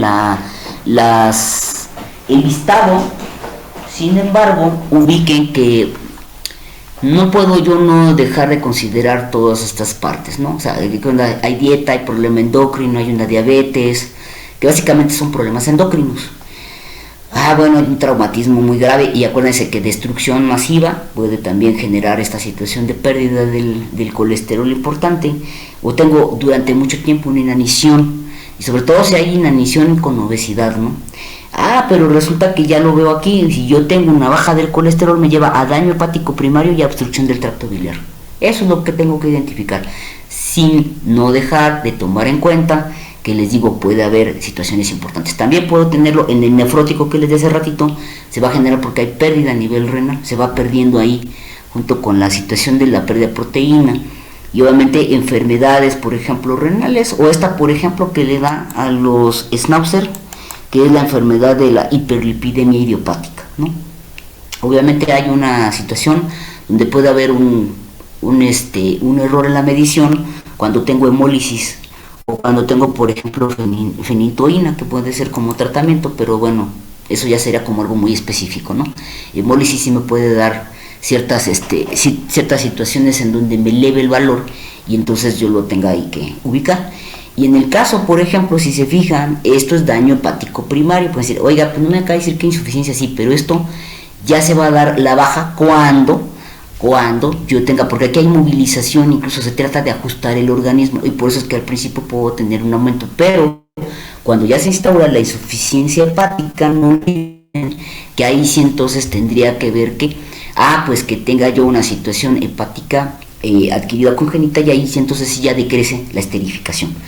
Vean que también puede haber otras causas como dietas pobres en grasa, y por lo tanto no hay aporte, mala absorción, que les decía hace ratito, tanto intestinal como situaciones de insuficiencia pancreática, que es la parte de la mala absorción que vamos a ver, situaciones endocrinas, ¿sí? Y la enteropatía por pérdida de proteínas, que también puede ser bastante posible. Y aquí, por ejemplo, un error que puede generar que me dé hipocolesterolemia es que haya un tratamiento con vitamina C, y entonces esto me lleva a tener una medición un poquito más baja. Entonces, de laboratorio. ¿Alguna duda con el colesterol? No, doctora. Ok, bueno, aquí les puse este rollo de lo del bueno y lo malo, que finalmente no lo quise dejar aparte, pero bueno, básicamente la idea es que las lipoproteínas de baja densidad, que es la LDL, son derivadas de la degradación de las VLDL, y ahí les digo incluso que hay una parte de una página del libro del Coles, que ahí lo pueden revisar, ahí viene, de hecho ahí saqué esta parte, ¿no? Y entonces básicamente el punto es que una vez que yo tengo entre estas LDL con las otras que son de alta densidad, que es la HDL, estas son más pequeñitas y son partículas lipoproteicas. Básicamente, bueno, deben de venir o tener una situación digamos regulada, y en este momento lo que va a generar es que van a estar implicadas en la cuestión de la formación del triglicérido y de los fosfolípidos, además obviamente pues esta formación del colesterol, pero obviamente aquí lo importante es que a este nivel no deben de aumentar de manera masiva. ¿Cuándo pueden llegar o se pueden llegarse a elevar? Cuando yo tengo estos trastornos que les acabo de mencionar en el listado. Y aquí lo interesante de esto, al final que les doy esta parte del colesterol, vean que dice especialmente la LDH, LDL, perdón, actúa como fuente de colesterol para las células periféricas, por ejemplo, glándulas adrenales. Y las HDL transportan el colesterol desde las células periféricas hasta el hígado. Por lo tanto, sí debe de haber estas, obviamente hablando ya como tal, no de un exceso, no de una dieta rica, no de obesidad, sino del problema hepático. El detalle es que cuando baja entonces este colesterol, pues el detalle es que no tendríamos, por lo tanto, fuente a nivel de la glándula adrenal, y por eso empieza a haber también una implicación ahí a nivel de la glándula, y obviamente al no haber este transporte de colesterol a células periféricas hasta el hígado, pues obviamente esto va disminuyendo también la formación como tal y el que no se almacena a nivel del hígado. Y por ejemplo, en este sentido es muy común escuchar que, pues es que tiene lipemia, y asocian ustedes, o se llega a asociar que la lipemia la genera el aumento del colesterol, y no. Generalmente la situación más importante es que quien va a producir la turbidez, esta parte por lipemia, no va a ser la hipercolesterolemia, va a ser la hipertrigliceridemia. Entonces espero que en este caso pues olviden, aquí lo puse porque viene en triglicérido. Entonces por ahí van a encontrar que esta es la parte más importante. Aquí está en la nota, dice la lipemia, hiperlipemia, o hiperlipidemia, hiperproteinemia, porque también se va sumando a la proteína como tal, se denota a nivel de los lípidos anormales alto en sangre, esto está alto en sangre en plasma, y se debe a los altos contenidos de triglicérido, más que del colesterol. Entonces hay que tomar en cuenta esto, es muy muy importante, ¿vale? Bueno, aquí les puse datos básicamente del triglicérido, y lo pueden revisar, que es un poquito el dato a nivel fisiológico, en donde básicamente pues es el almacenamiento más común que se tiene a partir de los líquidos por tejido adiposo, y obviamente es una fuente de energía importante. También obviamente cada molécula de triglicérido, recuerden que está formada por 3 ácidos grasos unidas a un glicerol, de ahí su nombre, porque es triglicérido. Se sintetizan obviamente a nivel del hígado, y obviamente también hay una parte, un componente que es por lo tanto también obviamente puede agravarse esta situación a partir de la dieta, pero también en situaciones de digestión y absorción de grasa. Pues vamos a ver, les digo, esto se relaciona perfectamente con el siguiente tema. Y hablando un poquito a partir entonces de cuando sube o baja, vean, hipertrigliceridemia, colestasis transitoria, y esto es bastante común. Tenemos también todas las endocrinas, vean que por eso es importante sí que ubiquen de una vez desde esto, vayan revisando su listado, porque esto lo vamos a volver a retomar en el último tema, que es endocrino, si es que llegamos a ello, y si no pues ya te llevarán ahí por ahí un poquito de información con respecto a esto, ¿no? Es común que en estas lipidemias digan, que tiene problema, no absorbe, tiene problema a nivel de raza, como puede ser, les digo, en los schnauzer tienen una hiperlipidemia, ya congénita, es adquirido por dieta, o bien tiene un problema endocrino, o no, el problema ya es hepático. Y entonces ahí esa situación está interesante. Incluso vean que también se suma el páncreas, porque ahí es sino de mala digestión. Entonces por eso es importante tenerlo en cuenta. Y bueno, con respecto por ejemplo a la cuestión de la hipotrigliceridemia, vean que tiene que ver con dietas bajas en grasa, problemas de absorción, nuevamente cuadros metabólicos, pero lo más importante es que va a decrecer cuando tenemos ya insuficiencia hepática. Entonces vean cómo de alguna manera yo sí puedo ir, si van sumando y van haciendo como una tablita, cosa que les aconsejo mucho que la hagan antes del examen, es que puedo partir en esta situación cómo sería entonces un panel de colestasis y cómo sería en un panel de insuficiencia hepática. Vayanles sumando lo que vamos viendo. Incluso el siguiente cuadro sería cuando tengo una hepatitis o cuando tengo una insuficiencia hepática, que ahí sería también la otra, ¿no? Bueno, ahora con respecto al metabolismo de los carbohidratos, vamos a ver que entonces en este sentido pues sí, el hígado lo que hace es que tiene ahí al glucógeno como reserva, y vía glucogenólisis, o bien por vía de la vía de la glucogénesis, pues el chiste es formar glucosa.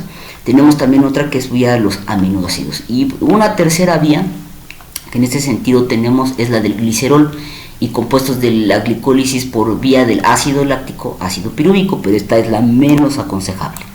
Y por lo tanto entonces sabemos que es importante que el hígado esté pues bien, que tenga su parénquima adecuado para que tengamos esta reserva de glucógeno y por lo tanto pues se pueda producir glucosa, que pues obviamente es nuestra fuente energética para todo el organismo. Por ahí es importante que, y aquí por eso les puse aquí abajo la nota, en donde vean que hay situaciones en donde puede estimularse esta producción de glucosa vía obviamente la síntesis hepática por algunos medicamentos, por algunos compuestos, ya sea hormonas, y vean que aquí está hormona tiroidea, está la progesterona, está la hormona del crecimiento y está el glucagón. Pero también puede estar dado por situaciones de epinefrina o el corticosteroide. Y por eso en algunas ocasiones vemos que en esta situación de asusto de primer momento pues puedo generar este exceso de, y esto habíamos platicado un poco que le pasa a los gatos, o bien en situaciones crónicas, y aquí ya sea que sean corticosteroides endógenos o exógenos, entonces el estar estimulando esta síntesis y entonces que haya pues un aumento importante con respecto al nivel de la glucosa, de la glicemia. Aquí ya me fui directamente a ver, bueno, hiperglicemia, realmente ustedes pueden ver el listado, pero en realidad pues no tiene que ver con cuestiones a nivel hepático, y por eso les puse el listado.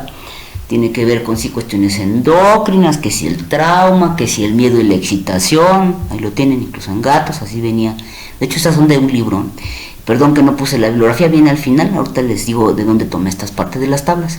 Después de una comida, por eso hay que tener el cuidado del tener la dieta, que a lo mejor situaciones de la obesidad, y entonces finalmente esto se combina con diabetes mellitus, que fármacos, ahorita les comenté, ejercicio extremo, situación por ejemplo donde si ya hay tratamientos con insulina y que se vayan con una situación de no regular la insulina, pues entonces tengamos una sobredosificación y en su momento pues tener ahí problemas al principio de hiperglicemias y luego caen en hipoglicemias, situaciones de enfermedad de Addison, que es bastante raro, y bueno, los errores, ¿no?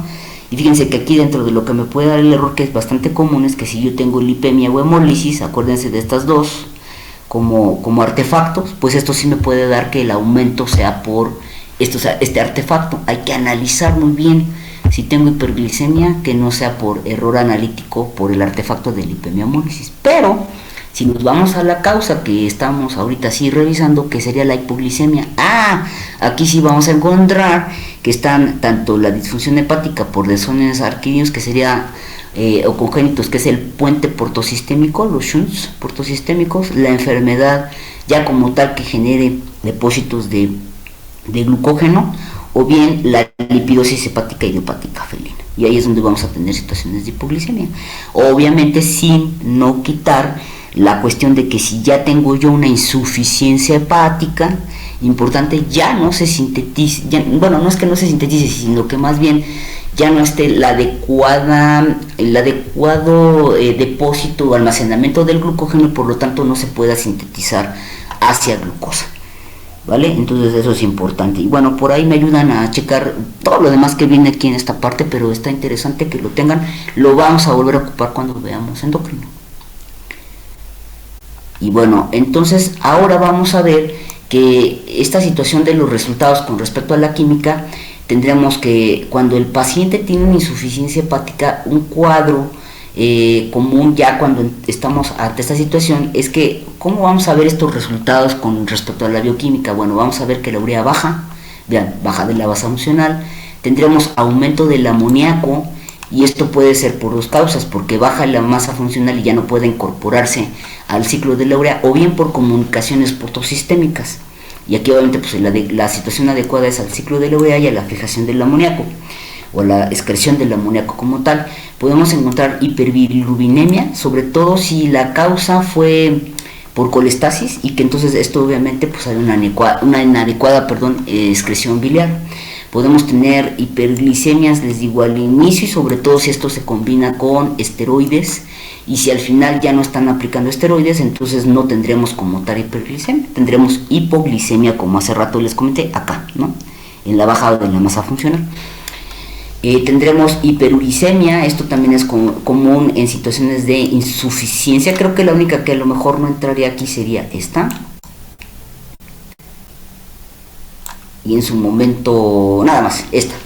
Es la única que se quedaría, pero todas las demás, si las ubican, van a ver que tienen baja funcional, baja de la masa funcional, tejido ya cirrótico, fibrosis. Entonces ya en estos estadios donde ya no tenemos masa funcional, pues todos se van hacia abajo, excepto quién, porque aquí en la urea es baja, vean, excepto quién se va al alta, el amoníaco, ¿sí? Y las bilirrubinas y el ácido úrico. Esas son las tres que se van hacia arriba y todo lo demás se va hacia abajo. Digo, para que lo puedan como ubicar un poquito. ¿Qué tenemos dentro de la parte metabólica? Albúmina, pues va a tener desde hipoproteinemia, si lo vemos desde la proteína total. Después tendremos hipoalbuminemia, hipocolesterolemia, hipofibrinogenemia, hipoglicemia, que era lo que les comentaba. Bueno, si quieren acomodarlos, lo voy a acomodar para que ya lo tengan en orden, ¿vale? Entonces así es como yo vería un panel de insuficiencia hepática. Les digo, y aquí esta parte de la hiperglicemia será tomarlo con pinzas, porque en unas ocasiones muchos animales que entran a esta situación de insuficiencia hepática tienen tratamientos prolongados de corticosteroides, entonces habrá que ver, ¿no? En ocasiones yo he visto que no, la mayoría de las veces se van hacia una situación de hipoglicemia porque ya están en insuficiencia hepática. ¿Dudas, chicos, de esta parte? Sé que lo tienen que repasar y también sé que están abrumados porque es que es mucha información. Sí, creo que si se ponen a pensar un poquito, razonan un poquito la función del hígado, qué es lo que sintetiza, por eso les di la clase anterior, pues yo creo que no tendrán tanto problema, lo pueden ubicar bastante bien. ¿Alguna duda, chicos? No, doctor. ¿Seguros? Bueno. Ok, pues no me han hablado, así que vamos a seguir. No me han llamado, yo creo que nos va a dar tiempo de ver esto, que son los marcadores de daño. Me va a faltar un poquito terminar, pero lo acabamos el jueves. Pero bueno, miren, para la cuestión de los marcadores de daño hepático, vamos entonces a entrar que es una prueba estructural, como hace ratito les dije. Y vamos a clasificarlos en dos tipos. Un tipo que serían las hepatocelulares, que son, les decía, las de escape, y van a estar liberadas a partir del daño hepático, o como un marcador permeabilidad. Luego también puede haber daño a nivel de las membranas y esto generar que se escape la enzima. Acuérdense que está contenida en los hepatocitos. Y la otra como enzimas biliares, que son las de inducción, y estas van a estar dadas por una situación de síntesis y su inducción está dada ya sea por marcadores inductores, como son los fármacos, o por retención de la bilis, y estos son considerados marcadores colestásicos. Entonces les digo, por acá está bien fácil, esta es lesión a nivel del parénquima del hepatocito y esta es lesión a nivel del árbol biliar. En este caso, estas enzimas hepatocelulares van a ser varias. Estas son las dos primeras que vamos a analizar en este cuadro que les acabo, bueno, en esta clasificación que les acabo de dar, y será la alanina aminotransferasa, ALT. Antes, les digo, antes TGP, ¿por qué? Porque se acaban de cambiar, en este caso la nomenclatura, yo no sé qué bibliografía, hay mucha bibliografía todavía muy buena, pero ya un poquito pasada, y entonces esta sería la misma, es su homólogo. Y la aspartoaminotransferasa, que es la AST, antes conocida como TGO, bueno, les cambiaron la nomenclatura y ahora así es como vienen en los paneles. Yo no he visto ya ahorita laboratorios que manejen esta nomenclatura. Está esta que no la vamos a realmente a revisar, esta tiene muy corto tiempo de vida, por lo tanto sería la ideal, esta arginasa sería la ideal para poder hacer este marcador de daño hepático, pero en realidad no tiene buena estabilidad la prueba y en 30 minutos ya no está presente en el plasma o en el suero, por lo tanto pues no es, más bien en suero que es donde se hace, por eso no tiene como tal una buena situación de medición. Tenemos esta que es la glutamato deshidrogenasa, que tampoco se hace en todos los paneles. Está la lactato deshidrogenasa, que más que utilizarla a nivel de prueba como hepático, yo he visto que muchas veces más bien la incluyen a partir de lo que sería daño muscular, porque acuérdense que les platiqué que estas enzimas van a tener como isoenzimas, como fracciones parecidas, que están en otros órganos. Entonces por eso es que puedo tener un aumento a nivel de otro órgano. Estaría la sorbitol deshidrogenasa, que igual no está estandarizada. Esta que es la OTC, que es la ornitilcarbamil transferasa. Entonces fijan, pues sí son muchas, pero ¿cuál es esto que ustedes repasen? Pues estas dos. Aunque estas pueden estar, hay algunas que están, por ejemplo, sorbitol y lactato, la utilizan mucho en situaciones de investigación. Entonces este pequeño diagrama es para que ustedes ubiquen, bueno, dónde van a estar contenidas. Pues están a nivel del citosol, a nivel del canalículo biliar y a nivel de lo que serían, por ejemplo, las mitocondrias. Entonces ubiquen cómo el hepatocito está en íntima relación con el lumen capilar, y por eso es fácil que al momento de la lesión o la destrucción, pues entonces pasen hacia la parte de la circulación y por lo tanto las podamos nosotros observar ahí aumentadas. Este esquemita está básicamente para que vean quién está en la membrana, ALP y GGT. Ahorita GGT estas dos no las vemos porque están en las de marcador colestásico, pero ahorita las vamos a ver.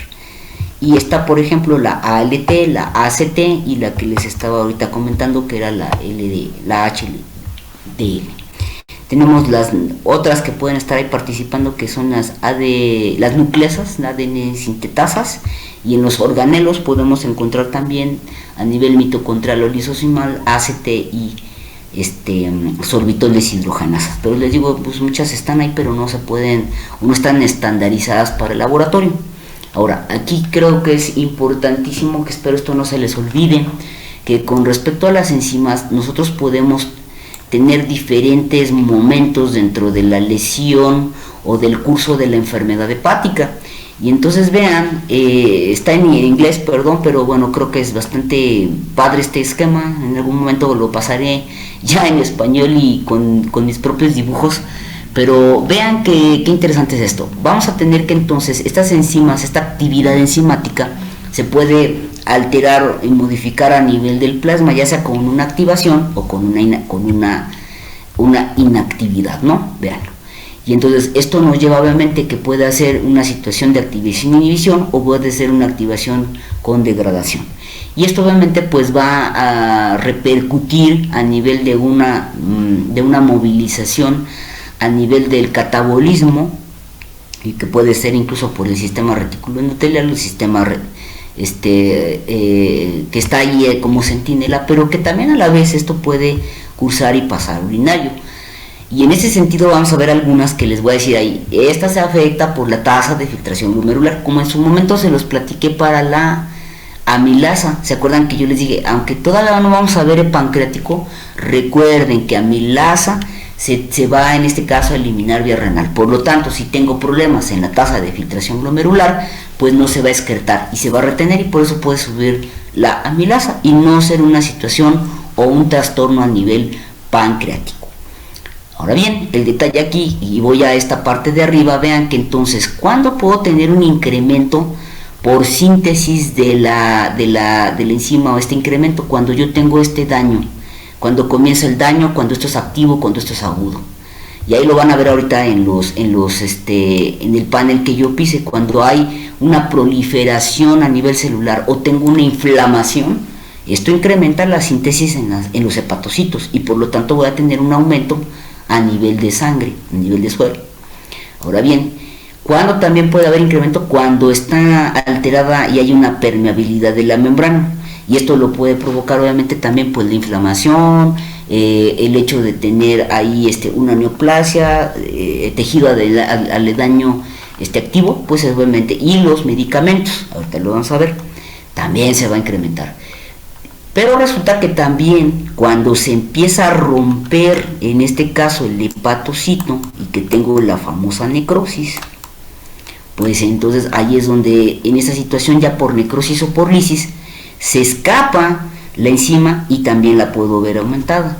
Entonces aquí el detalle con respecto a las enzimas siempre es analizar cuántas veces está su incremento, y esto me puede dar como una directriz. Les voy a ir dando los datos, los valores, o bien en qué momento, ya al tener yo tanta destrucción, como ya no tengo parénquima, pues aunque yo tenga la signología y el paciente se esté muriendo, pues al ya no tener parénquima, ¿cómo va a salir o cómo va a seguir incrementándose la enzima aquí? Y esto es lo que hace para la interpretación, simplemente tener cuidado. No es difícil, pero hay que tener esta parte muy presente de en qué momento estoy tomando y qué está sucediendo a nivel del hepatocito para el incremento, y que cuando decae por inactividad y por decremento ya en las enzimas, pues es que ya no las tengo altas, no porque no tenga el daño, sino porque ya el parénquima ya no da para seguir saliendo y que esté incrementado el valor de la enzima. ¿Sí queda claro esto, chicos? A ver, ¿dudas no? Ok. Está bien, bueno. Entonces, bueno, estas me las voy a brincar. Les pido que sí les echen una checadita, porque ahí tienen este valor, en qué momentos las pueden encontrar alta. Vean que también sí tiene especificidad en hígado la arginasa, la glutamato deshidrogenasa, igual concentraciones en hígado, un poquito menos en estriado, cardíaco y riñones. Esta es lo que le llamo yo la isoenzima, ¿sí? El detalle, les digo, es que estas pues no están como tal. Aquí también la lactato deshidrogenasa tiene cierta isoenzima también en corazón y en músculo, pero sin embargo no está en el panel de la mayoría, y la sorbitol deshidrogenasa. Vamos a ver nada más una diferencia con grandes especies, que ahorita lo vamos a ver ahorita al final esto, pero sí es importante que la chequen, ¿no? Les digo, es importante en hígado básicamente, pero tienen un poquito poquita vida media. Entonces fíjense, la alta ALT, empezamos con la primera, ubíquenlo por favor. Entonces la ALT es una enzima de elección para daño hepatocelular, específica en caninos y felinos y primates. También tiene sus enzimas, puede aumentarse o se puede ir sumando al valor si tengo daño en corazón, riñón y músculo. Obviamente no es muy significativa en caballos y ruedas, luego ahí hay un cambio en el patrón, lo vamos a ver más adelante. Y entonces esta pues normalmente no viene en estos paneles de grandes especies. Es proporcional al número de daño a los hepatocitos, su salida es por escape, y su vida media es de 40 a 60 horas en perros y en gatos de 3 a 5. Esto de la vida media hay que considerarlo, por lo tanto yo mando la muestra y debe de no pasar demasiado tiempo para su medición. Obviamente se va a dar cuando necrosis, inflamación e incluso, vean esto, regeneración. Cuando estamos en la parte de regeneración puede haber aumento del número de células, y que pueden estarse, estas que estaban ya viejitas o estas que se murieron van, pero empieza a haber réplica de nuevas, y ahí es donde les digo que la enzima puede también estar ligeramente aumentada, pero aquí el aumento es ligero. Aumento obviamente, como les decía, de la permeabilidad celular por derrame, y obviamente esto tendrá que ver también por situaciones del metabolismo o inducción a los medicamentos. Es de daño hepatocelular, por lo tanto, ¿qué voy a tener para que se eleve esta? Situaciones infecciosas, situaciones tóxicas, infecciosas, neoplasia, infecciosas. ¿Ya se fijaron? Aquí les pongo entonces esta parte de cuáles pueden ser de lo más común que podemos encontrar. Y aquí, bueno, en hepatotoxinas abran una llave, porque aquí podemos tener un montón de situaciones tóxicas. Aquí, por ejemplo, esto es bien común, ¿no? Que si no tiene la vacuna, acuérdense que se le pone la vacuna triple al perro, y entonces si no tiene vigente la vacuna, pues le da hepatitis infecciosa canina. Y es bastante común, porque ya los propietarios, cuando ya empiezan a estar más grandes los animales, dicen, ya para qué lo vacuno, ya lo vacuné. Y pues sí, pero resulta que no le ponen la triple, o le pega hepatitis, o le pega leptospira, que viene en la misma vacuna, o le pega moquillo, y no está padre, ¿vale? Entonces hay que buscar por ahí situaciones importantes. También puede haber este daño a nivel hepatocelular por el glucocorticoide, por anticonvulsivos, por paracetamol. Aquí hablo entonces ahora de estas situaciones medicamentosas, tetraciclina, sulfas, no se diga, ¿no? Perdón, le cambio. Entonces, para que ubiquen, ¿no? Es muy común que nosotros utilicemos tanto los glucocorticoides como parte de varias situaciones de la terapéutica, que en su momento también se utilice paracetamol, cosa que lo hacen los dueños, o utilicen la aspirina, y no está padre. Hay pacientes que finalmente convulsionan y tienen problemas ya de situaciones de ser diagnosticados como epilépticos, y bueno, esto ya está de por vida, y que entonces pues esto les puede llegar a afectar su hígado. Sulfas y tetraciclinas afortunadamente ya han ido saliendo más del mercado, pero bueno, considérenlas. Daño más hepatocelular cuando tengo pancreatitis aguda. Aquí a la pancreatitis aguda no se les olvide que cuando tenemos una lesión a nivel de páncreas, hay unas cosas que se llaman simógenos, que son unas vesículas que tienen, o unas moléculas que tiene ahí la célula de los conductos pancreáticos, y que cuando se lesiona y se inflama, estos se liberan. Entonces estos simógenos resulta que pues van a degradar porque traen, ¿qué es lo que contienen estos simógenos? Pues traen básicamente enzimas degradadoras. Acuérdense que es esta parte del páncreas nos va a aportar esa parte. Entonces a estas situaciones de pancreatitis aguda pues genera daño hepatocelular porque se liberan los simógenos, y no nada más al hígado, o sea, hablo porque es del tema, pero también puede haber irritación a nivel de la cavidad abdominal, y entonces irrita el estómago, irrita el hígado, irrita los intestinos, irrita al riñón e incluso al omen. Entonces aguas con eso, ¿no?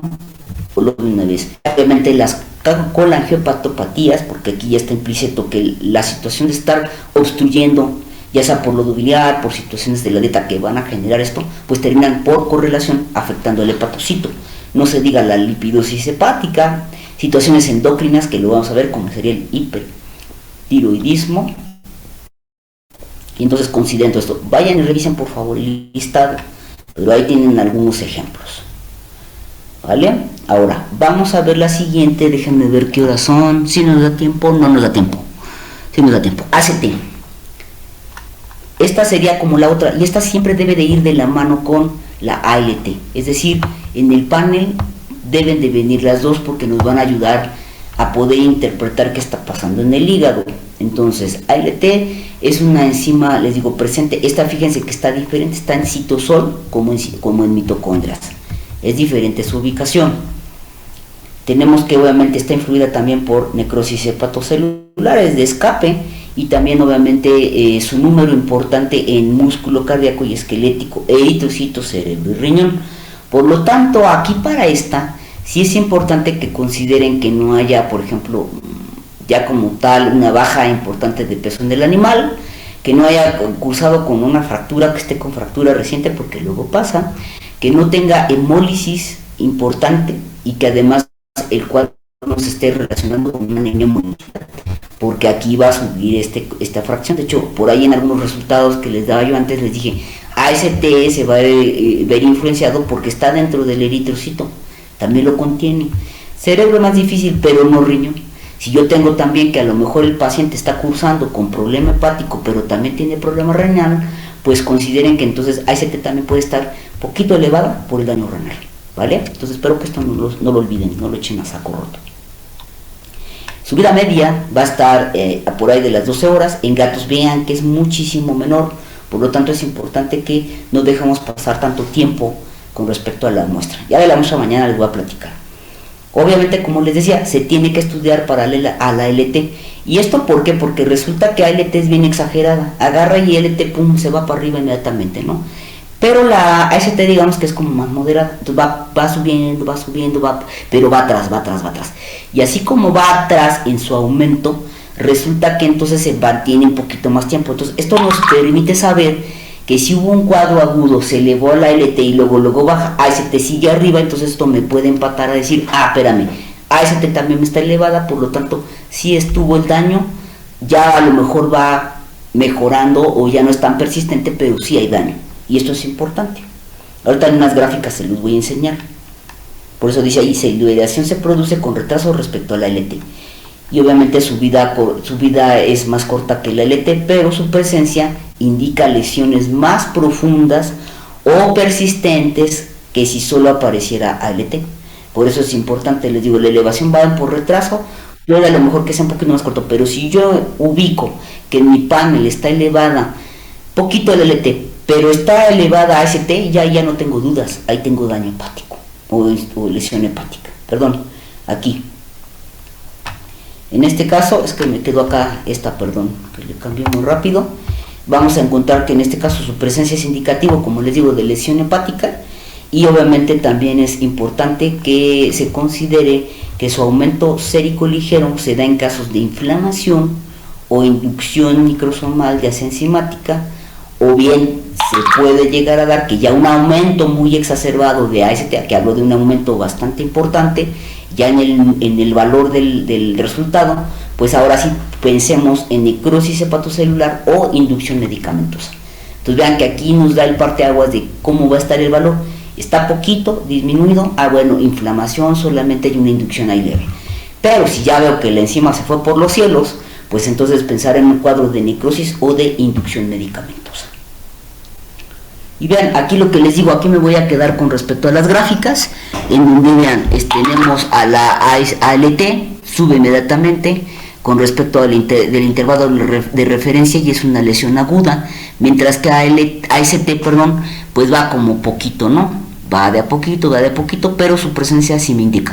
E incluso todavía la vamos a sumar a la ALP, porque la ALP en su momento, antes considerada también fosfatasa alcalina, resulta que esta también se va a ver incrementada, sobre todo, pero nunca llega a valores tan elevados y se permanece ahí y dura incluso hasta 20 días que puede estar elevada.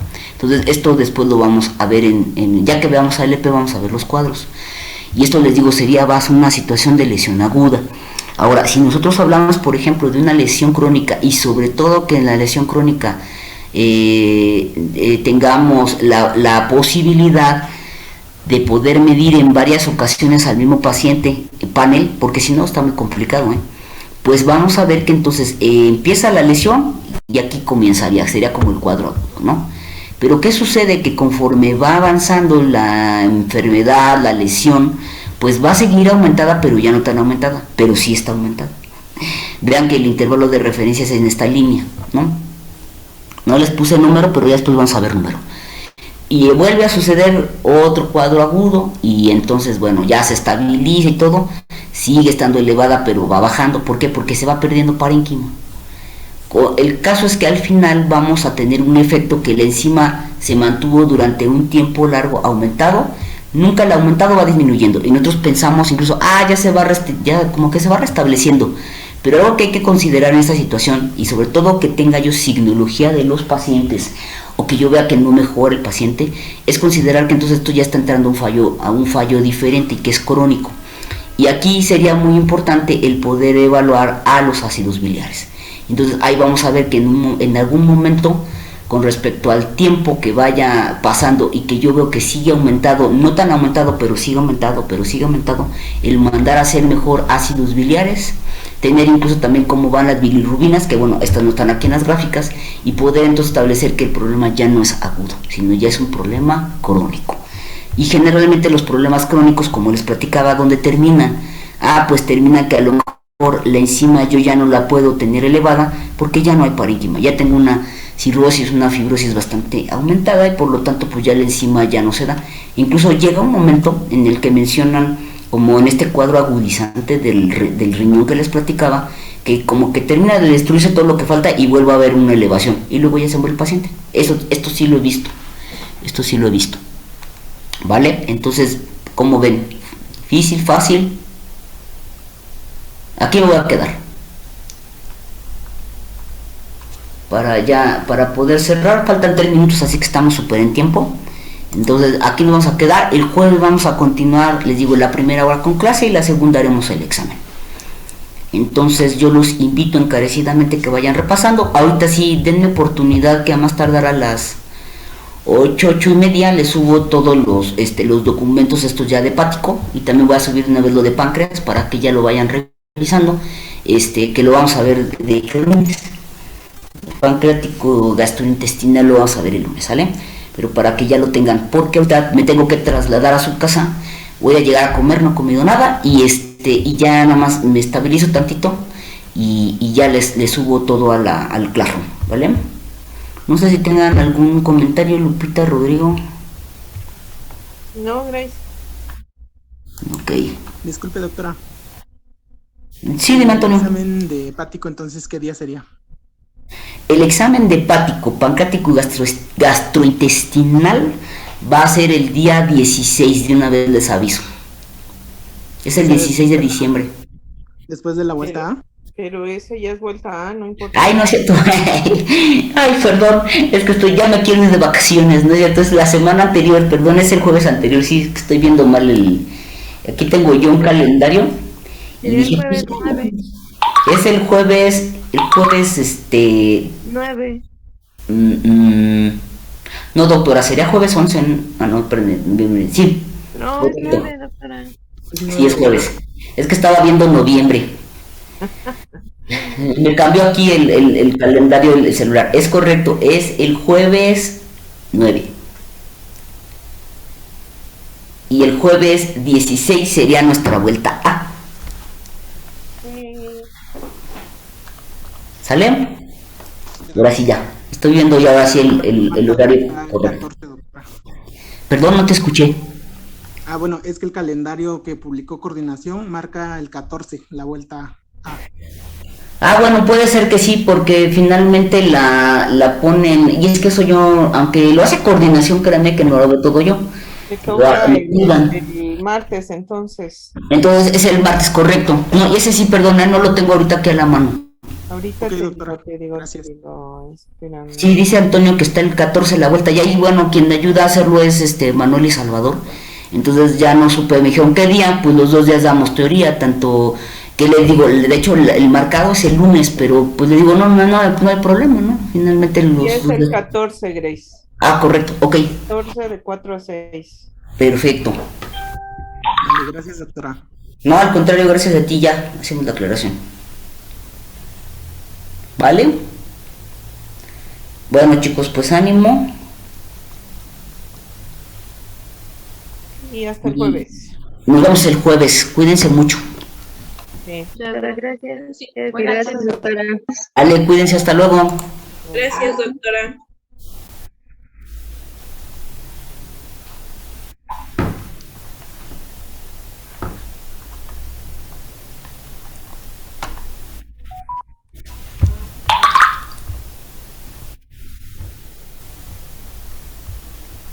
Bueno. Por ahí todavía se quedaron, Fernanda, ¿tienes alguna situación? Lian o Mejía, Maximiliano, perdón.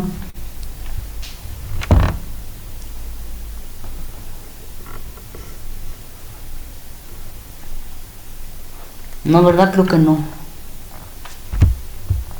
A ver, déjame aquí.